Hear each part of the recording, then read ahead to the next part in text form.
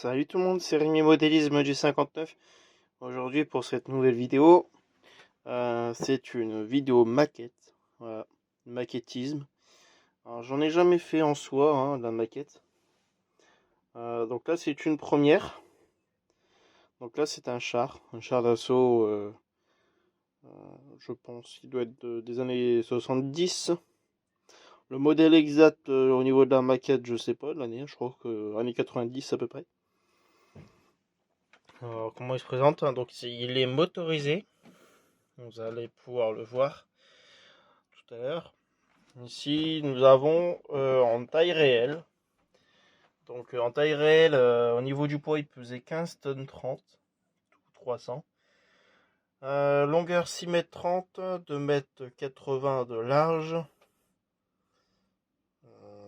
2 mètres 95, je pense 2 mètres 80 de large. 2 mètres 95 de haut. Et il y avait 4 personnes.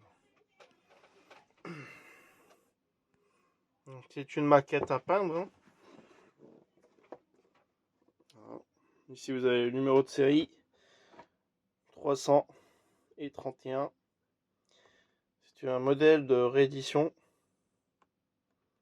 C'est un char allemand.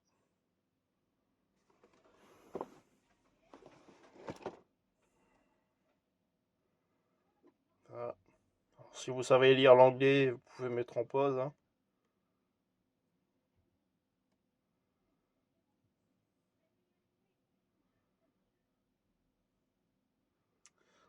Ici les détails. En dessous, bon, on n'a rien.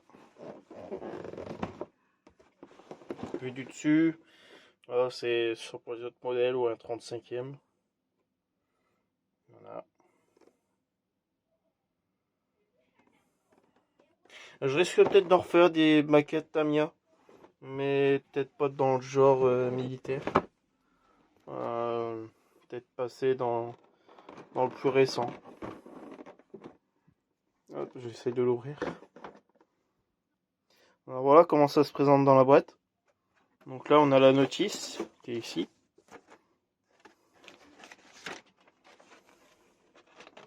Avec les grappes. C'est pas vraiment habituel, franchement. C'est pas pareil que comme pour le RC. Mais c'est très bien détaillé. Je vous explique. Bon, c'est de l'anglais, donc c'est pas du français. Donc voilà, il est motorisé par un seul moteur et 2 piles pour l'alimentation. Je pensais pouvoir le configurer en mode radiocommandé, mais c'est pas possible. Sauf si je modifie.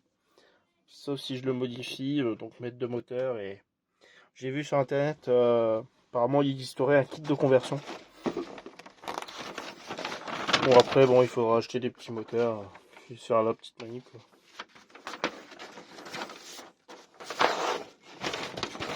Voilà, ici c'est le tank échelle 1. Là c'est la maquette qui est représentée. Ici, là, c'est pour tout ce qui est application des autocollants.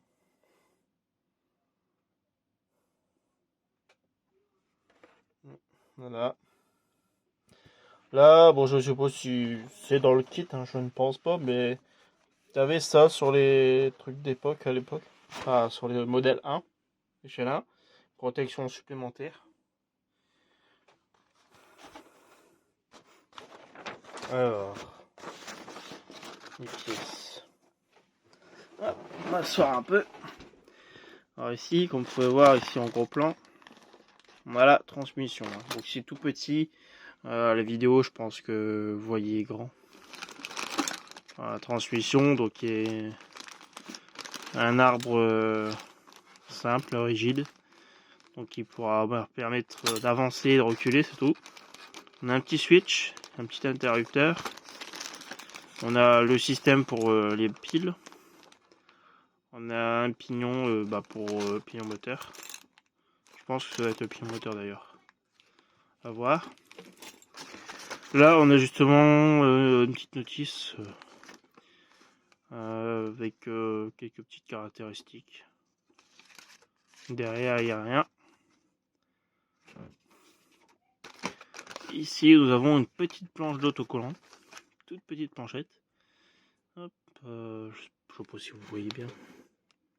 On voit bien là. Bon, avec le blanc c'est chiant, mais une fois peint, ça va pas être mal. Mais bon, je sais pas si je vais le peindre en fait. Ça va, je risque peut-être de le peindre, mais pas tout de suite. Alors voilà le châssis, comment il se présente. C'est un châssis baignoire, tout petit. Ouais, il fait la taille de ma pomme de main, enfin la taille de ma main quasiment. C'est vraiment petit. Alors, comment ça se présente? Ici on voit pour mettre pour les piles. Partie transmission qui est ici à gauche. Donc il y a quelques petits trucs qui sont écrits. Alors, waouh, c'est un truc de fou avec mon nouveau téléphone. La qualité d'image est impressionnante. Voilà. Donc c'est le Sherdan de 1971. C'est une maquette apparemment qui a déjà été rééditée. Ouais. Alors ici nous avons les chenilles. Des toutes petites chenilles. Très fines. Qui sont en caoutchouc. C'est dur. Ce qui est bien, c'est bon, je sais pas de quand il date, hein, la maquette. Hein, je sais pas combien de temps il est resté au magasin. Mais en tout cas, le caoutchouc, comme c'est un mélange entre plastique et caoutchouc, il a bien tenu dans le temps. Donc là, ici, nous avons un moteur. Ouais, je saurais pas dire la taille du moteur. C'est un petit moteur par rapport à un moteur standard type 550 ou 540 Mabuchi. À souder pour les fiches pour la batterie. Là, nous avons la tourelle avec la partie supérieure. Je vais vous l'ouvrir. Hop, je vais l'ouvrir d'ailleurs. Ça sera fait. Alors voilà, j'ai retiré. Donc on voit un peu la couleur. Bon, peint, ça sera mieux. Hein, forcément. Donc comment ça se présente? Il y a un truc qui est écrit derrière aussi. Je vais essayer de me mettre un peu plus clair. Alors, temporisation. Voilà, voilà, c'est gris pareil, hein, 1971. Des très belles pièces. Voilà, là où il y a la fixation de la tourelle, ici. Là, je pense qu'il va y avoir, je sais plus quoi. Les grilles, là où il y a tout ce qui est partie moteur. Même pour la maquette, c'est très réaliste. Hein. C'est très bien détaillé. On voit les sorties des échappements ici, sur les côtés, là où il y a les trous. Donc il va se fixer hop, comme ceci. Hop, voilà. Hop, je trouve bien bien en vert. On verra bien. Ça sera une belle petite maquette. Ouais. Même si elle fonctionnera pas, je sais pas, bah, chat maquette quoi. Alors voilà pour ça. Et on a encore deux grappes. Enfin, là une toute petite grappe, je sais pas encore ça va servir.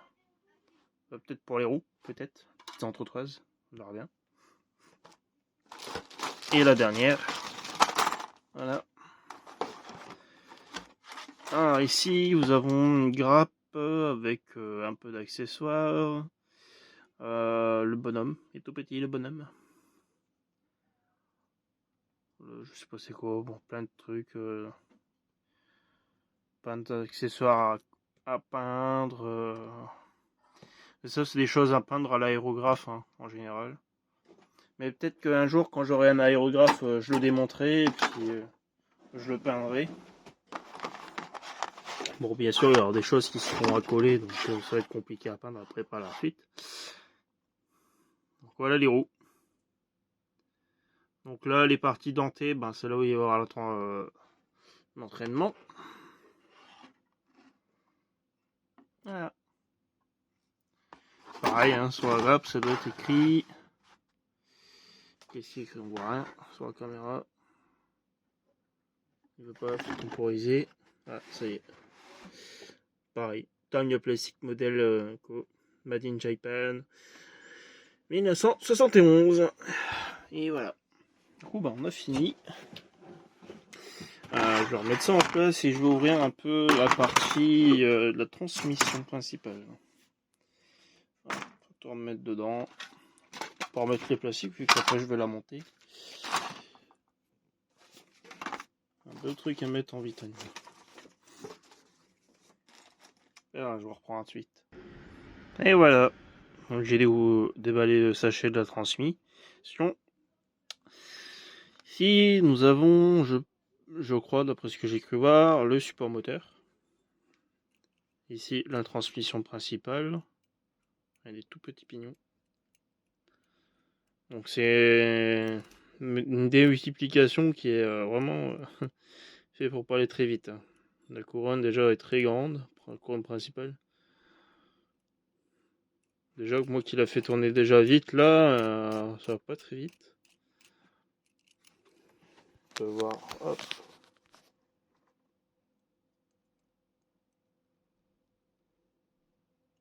Vous pouvez voir que moi, avec la grande couronne, je vais plus vite que la couronne du milieu et la dernière couronne qui est ici, qui va beaucoup moins vite. Ensuite, il y a un tout petit pignon ici. On n'a rien. Hein.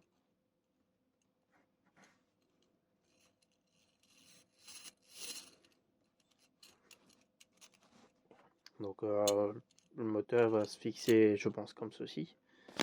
Avec, dans le petit sachet, il y a déjà un pignon. Je pense que c'est le pignon moteur, avec un peu de visserie. Là, c'est pour le switch. Hein. Pour, à mon avis, je pense que ça doit servir office de variateur, apparemment. D'après ce que j'ai vu. Après ce que, apparemment, d'après un notice, il y a un mode lent, mode rapide, juste en faisant ça. On verra bien. Et après, je pensais qu'il y avait un petit interrupteur, mais en fait, non. Ça, cette pièce-là, c'est pas un interrupteur. Je sais pas encore ça sert. On verra bien ce que ça dira. Et là, là, du coup, c'est pour les piles. Qui sera soudé avec le moteur et tout. Désolé, j'ai fait tomber le cam. Voilà. Bon, cet unboxing a été court. Donc, on verra. Peut-être voir d'autres vidéos maquettes sur la chaîne. Hein. Et puis, je sais pas, j'hésite.